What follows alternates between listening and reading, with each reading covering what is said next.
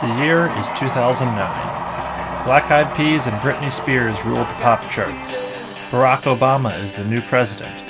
We're several years into occupying some countries in the Middle East, but I'm sure we'll leave soon. And speaking of sending soldiers into foreign lands, there's one movie about traveling to a distant land that was the indisputable biggest hit of the year. Pixar's still beloved Up, which made adult audiences cry in record time. Also, there was that flick about blue people, I guess.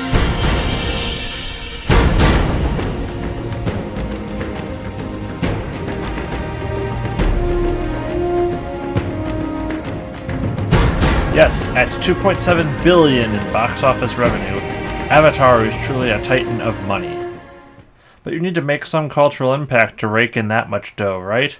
Well, 13 years later, on the verge of its first sequel finally releasing, I think we will see if the world still cares much about Avatar. But more importantly for me, it offers me a chance to actually see Avatar on the big screen and relive the hype for the first time, because I somehow never saw the stupid thing when it first came out. And as the whole point of the movie was a huge blockbuster experience, I just waited to maybe see it in a theater one day instead of watching it at home.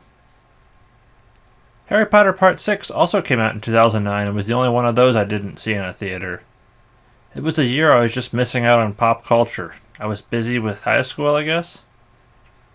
While I'm not going to pretend I know nothing about Avatar, I never saw beyond a couple scenes and learned the very general plot synopsis. I also knew it was directed by James Cameron, but at the time that name meant nothing to me as I'd seen nothing he'd directed. But I suppose there's one other thing to mention before actually talking about Avatar. Avatar was joked about as having an identical plot to the early 90s animated movie FernGully the Last Rainforest. So I guess I should watch that too. It's time to get sidetracked.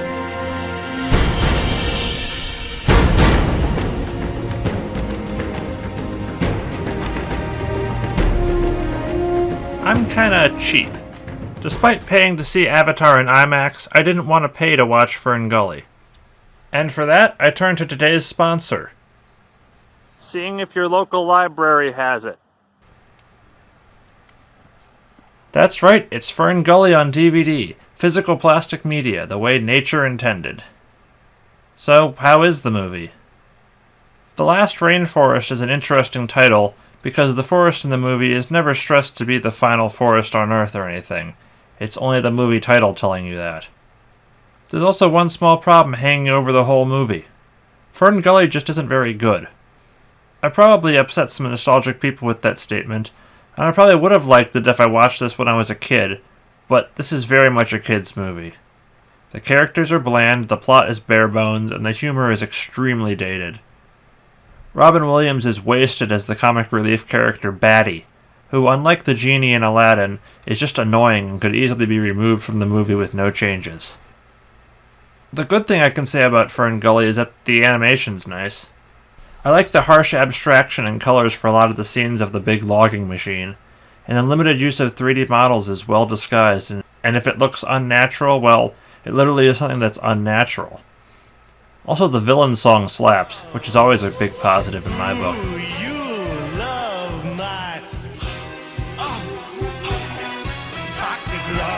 If you can't do a good villain song, your movie has issues. The rest of the soundtrack, however, I wasn't a huge fan of. A lot of the musical numbers were entirely unnecessary, which is why I'm not really describing this movie as a musical. It's more of a story where music sometimes shows up uninvited. Apparently FernGully also had a direct-to-video sequel, but I'm not watching that. Anyway, you're here to hear about the blue people on the big screen, so let's get back to Avatar. Anyway, here's Avatar: The Last Rainforest Bender. Oh, and I should be clear now that I will be discussing the whole movie. This is not a spoiler-free review in the slightest. This is one of the most widely watched movies ever, and the big reveals in the plot were not really even really the reason it was so successful. But let's start at the beginning and talk about our protagonist, Jake Sully. At first glance, Jake may seem like the blank slate main character that's an easy audience surrogate in so many action movies. He's a white male, and the only concrete details about his past we learn is that he had a brother, and he was in the armed forces. His mind is even directly described as empty by many characters. We have tried to teach other sky people. It is hard to fill a cup which is already full. My cup is empty. Trust me. But I think I'm forgetting a little something unique in describing Jake here. Oh yeah, it's that he's a paraplegic. This is actually by far the most interesting part of the opening of the movie to me. I knew Jake was a paraplegic going in, I knew the premise of the movie and how the sci-fi interlinking tech works and stuff, but I did not know about the presentation. Until the shuttle lands on the ground of Pandora, you do not know that Jake can only move in a wheelchair. It's only a few minutes into the film, but it's very deliberately intended to make you reconsider Jake as a character. It also makes his choice to travel years into space much clearer. It's not about getting rich. He has a clear use for a large amount of money, and a clear reason for his initial reaction to getting a fully functional body back. This didn't need to be part of the film. Jake could have just been your true blue nobody with functional legs.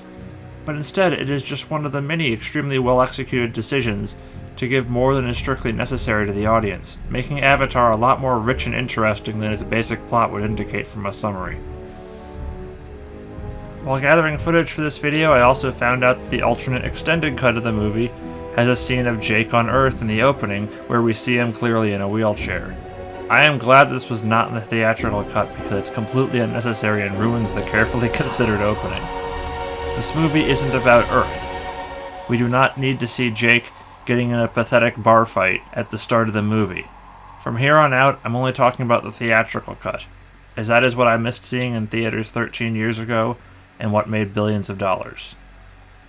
There's probably some good stuff in the extended cut that doesn't significantly detract from scenes, but that's beyond the scope of this review.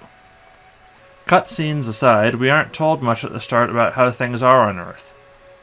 Humans are willing to go years out into space and kill natives for valuable rocks, but given human history, that's nothing out of the ordinary. But even without the line later about how everything green on Earth is wiped out, it doesn't really matter for Jake as a character. What matters is that Jake's personal world has been wiped out. His mind is not just empty from inexperience, he has been left empty and broken by losing his brother and his legs, and really his faith in any system. I was a Marine, a warrior of the Jarhead clan. The joke that Jake is a warrior from the Jarhead clan is probably not just a pop culture reference to get a laugh. I'll get into the other characters soon, but I think it's telling that there's no betrayal moment between Jake and the Colonel. No human is misled about the plans for expanded mining activity or destroying the home tree. Even the scene where Jake tells the Na'vi that humans are coming to destroy home tree isn't a cliched liar revealed moment. Jake withheld information, but he never downplayed a threat, and it never even comes up later that Jake provided insider information to the humans. Unlike, say, FernGully, which has a textbook liar revealed scene, and it's awful. Krista. You lied to me! We've jumped straight from Jake into the actual plot, but another thing that really sells the movie to me is that there is no last stand to save home tree. While there is eventually a happy ending, the tree is destroyed. Jake doesn't just get to help stop the digging machines and save the day. He doesn't get to immediately undo his betrayal. The human plan to get rid of that massive weed blocking some valuable unobtainium goes off without a hitch, leaving Jake to take a very different path to help the Na'vi. And arguably a much more thematically satisfying path, because how Jake eventually wins acceptance is through his understanding of great feats in Na'vi culture, not just stopping some humans. One other early thing that I liked a lot was the shots in the opening of Jake's brother's coffin entering the flames of the crematorium. This visual language is mirrored by the Avatar sinking pods sliding into openings of the wall, leading to a new life in a new body, just as Jake's brother's life was passed to Jake upon his death. But even without a matching shot, the symbolism is clearly there and quite effective. One maybe less interesting thing that I was watching for was fire as a motif or symbol as well. It's a commonly used symbol for rebirth or purification, but I guess part of selling the Na'vi culture is that fire is only seen as aggressive and human. There's even the scene where Neytiri puts out Jake's torch. The only fire we see used after this point is used offensively by humans. There's a whole detour here you could take into color theory and such, which I won't, but the point I'm making here is that most details about the movie, even the ones that seemed, maybe even a bit off, were likely intentional decisions. Now, the biggest criticism I can give of the film is that some of the ending just didn't really land for me. I knew things were going to go south into violence eventually. Arguably they already had when the home tree was destroyed. I'd seen some clips from this final fight, but I just can't say that I ended up liking it all that much. The rest of the movie can feel derivative or blunt, but it's very effective on selling the wonder of Pandora or serves a key narrative purpose. The ending fight has one great scene, when Captain America says "on your left" and when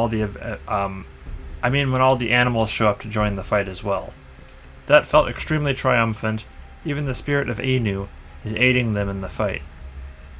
And I know this was a decade before Endgame, you don't need to tell me that. But everything after that, except for really the final shot of the film, feels like going through the motions. The Colonel may say, "Nothing's over while I'm breathing." But the movie is actually over once nature shows up to wreck shop. Most of the fight before then is empty spectacle, and everything after isn't interesting. Neytiri fights the bad guy, but she's losing, but she gets help. Jake fights the bad guy, but he's losing, but he gets help from Neytiri, and then they win. There's nothing particularly interesting. There's no mourning scene after the battle. We already had that for the chief dying. It just cuts straight to the humans leaving the planet. Because it's been nearly 3 hours, let's wrap this thing up. Extended cut might have something more interesting here. But on the other hand, you can infer what happens in the scenes you don't see. It just sort of feels like you don't even need to see the scenes that you do see at the end. Some big movies have extremely drawn-out endings, but this is somewhat justified by other plots or character arcs continuing. Lord of the Rings takes half an hour from the ring being destroyed to the credits. Even longer, the extended editions. But there's a lot of impactful scenes in that time that cap off stories for characters. In Avatar, really everything's wrapped up before the final fight starts. The final scene with the smash to the title, I have to note, is very important and ties back to the themes of rebirth right from the movie's opening I discussed. That scene is fine. It's just the big long battle I'm complaining about. The biggest praise I can give the movie, on the other hand, is that it has depth if you look for it. You could write a lot from a lot of different angles about the world and characters, because there's just a huge amount of potential. It's no surprise the movie is getting a sequel, and took years in pre-production doing world building, and has a theme park and a bunch of lore books and... Hey, look at this, just in time for Christmas, Avatar Legos. There's a support structure for a massive fan base for a series in extreme depth, which just makes the parts that seem generic all the less interesting. There's an extreme amount of detailed design work as well. I'm sure that every warrior on a flying beast in the background of the final battle has a distinct visual difference and probably a character dossier. I'm sure the fruit Jake eats has a full scientific history. But in the movie, it's just small details that sell the world. The way I'm phrasing this might sound more negative than it is. This is great world building. Other characters. So far, I've only talked about Jake. Let's talk about the rest of the cast too. However, I don't think most of them are nearly as interesting, and they do not act in any surprising ways or have amazing arcs. However, everyone plays their role in service to the plot, and none of them are dragging down scenes. The biggest presence was absolutely the antagonist, Colonel Miles Quartrick. He's just a badass guy who talks a badass game. He's a very simple and direct antagonist, but he's also just a very simple and direct character, and that makes him very respectable.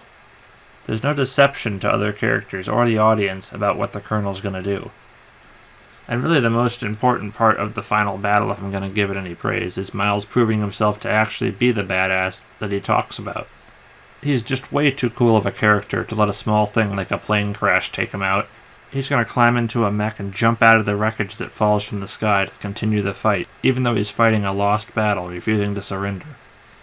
He's not the only dramatic death either. Every side character that dies goes out in a blaze of glory, sometimes literally. I feel like this section should be longer, but I really don't have much to say about most of the cast. Some get more scenes in the extended cut, I'm sure. The lead scientist, Dr. Grace Augustine, is a cool character. Someone will complain if I don't mention that she has at least a bit of an arc in going from seeing Jake as worthless to getting shot helping him, but even her death seems to be primarily used for introducing a new idea, the possibility of permanently transferring a consciousness, more than for the importance of specifically her character dying. She's also a contrast to the Colonel, but so are the actual Na'vi, so she really is just used for exposition in various forms. It's not bad exposition, to clarify, but she primarily facilitates a plot rather than driving the plot. I suppose I should also mention she's played by Sigourney Weaver, the only actor in the film I recognized. And the last character I really should mention is the female Na'vi, Neytiri, Jake's girlfriend / instructor / face of all the Na'vi for the audience. Her reactions to Jake and the events of the plot are seen far more than any other character. She is almost the female lead of the story. Almost. We see her perspective primarily to mirror the Na'vi as a whole, not really her personal changes of character. She does not have any character development that's not directly related to Jake, while Jake has many developments not related to Neytiri. Environment design. I don't think it's a particularly controversial take, but Pandora looks really cool, and is presented really well. Let's use the floating mountains for example. First off, they look cool. If they didn't, what's the point? Second, they're relevant to the plot. The scenes in the mountains couldn't take place just anywhere. Third, the setting, like many in the movie, pulls double or even triple duty. While they may initially just come off as something that looks cool, they mess with the copter sensors in a way that affects tactics in battle, they're physically distant from the main mining base, and more importantly, we see them navigated on the human and Na'vi scale. Jake sees the mountains for the first time out the window as he's helplessly carried through the air by technology, but then has to return and scale them on foot as a Na'vi to catch a bird and become a warrior with the tribe. But we're not done. The floating islands are then used again as the setting for the final action scene. Although the portion of the battle on the ground feels very detached from being on floating ground, but that's not important. Most of the locations in the film are seen in many different contexts, fleshing out their forms. There's enough wide shots in the mining base you can identify where different things are in relation to each other. If you paused and examined the maps shown, you could probably see Home Tree, the human base, the mountains, and everything in between all mapped out at once. The only part of this movie that felt like it was just a cool location made in a computer solely for visual effect was the quick series of visits to other Na'vi tribes before the finale. Most of these locations get screen time that could have been counted in seconds, and while there's still probably gigantic amounts of world building for them, none of that comes across.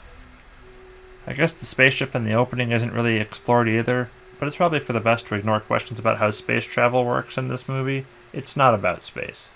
Impressive shiny ship brings people to Pandora, it's far away, end of story. The IMAX Experience. So while discussing visual things, let's talk IMAX for a minute. Does IMAX add to Avatar? The real answer is, I don't know. Wikipedia lists 74 IMAX theaters in the United States. But none of them are my city. Quite a few of them are in science centers rather than regular theaters anyway. I said I saw Avatar in IMAX, and that was kind of a lie. I went to a theater with a giant screen that's advertised as IMAX, but it is not the true 4:3 aspect ratio, it's just bigger than normal. Most movies are not Zack Snyder's Justice League, and their general release is only in a theatrical aspect ratio, so I can't really look at scenes in Avatar and compare them. But I will say that there was one scene in Avatar that I felt was really designed for IMAX, and hopefully this footage I'll have in the background here will show what I want to about it. When Jake climbs up the floating mountains in Na'vi form, there's a clear intent to make this scene in the cave claustrophobic, and a focused shot out of the opening, highlighting the bright light outside. In the version most people saw, you can see a bit of the cave at the top and bottom of the frame. In IMAX, I imagine the darkness of the cave extends as far up and down the screen as possible, taking up most of your vision, creating an even greater focus on the one light source in the scene. But anyway, watch Noodle's video about aspect ratios if that's what you want to hear about. I just hope digital releases can have more aspect ratio options in the future, because while the days of full screen cuts removing important information are gone, there's still media getting cropped in weird ways. And did watching Avatar in 3D add anything? Depth. It's not in-your-face 3D, it's immersive 3D, and it looks great. That's really all I have to say about it. It was absolutely better than the 3D in the last 3D movie I saw years ago, The Hobbit Part 2. I saw it in 48 frames per second 3D, and in addition to not being a very good movie, the effects were not fantastic. 3D for Avatar, on the other hand, did not feel like a gimmick that was added on later. It felt fine. Conclusion. So overall, did I like Avatar? Absolutely, and I'm glad I saw it in a theater. 9 out of 10. Did I spend a bit too much of this review complaining about the spectacle ending? Yes. Will I see the sequel? Probably, but I'll probably try to go with other people this time around. I didn't feel like there was a desperate need to follow up Avatar at all with the sequel. I guess they didn't rush to follow it up, it's 13 years later. But as I mentioned before, the world building is certainly there for a sequel. At the showing I went to, I even saw a sneak peek of The Way of Water as a post-credits scene. Spoilers, it takes place in the water. While this certainly wasn't my favorite movie of the year or anything, I'm glad I saw Avatar finally. A better question is, would it make my best of the year list for 2009 when it first came out? I'd say it probably gets in the top 5 because I haven't seen a lot of movies from that year, but the ones I have seen were very strong. Slumdog Millionaire and Gran Torino are standouts, as is of course Up, but it falls off pretty hard after that. I know Inglourious Bastards came out in 2009 as well, but I still haven't seen that one. Anyway, thanks for watching. Like, comment, subscribe, share the video, etc. if you enjoyed me talking about Avatar for 20 plus minutes. Bye.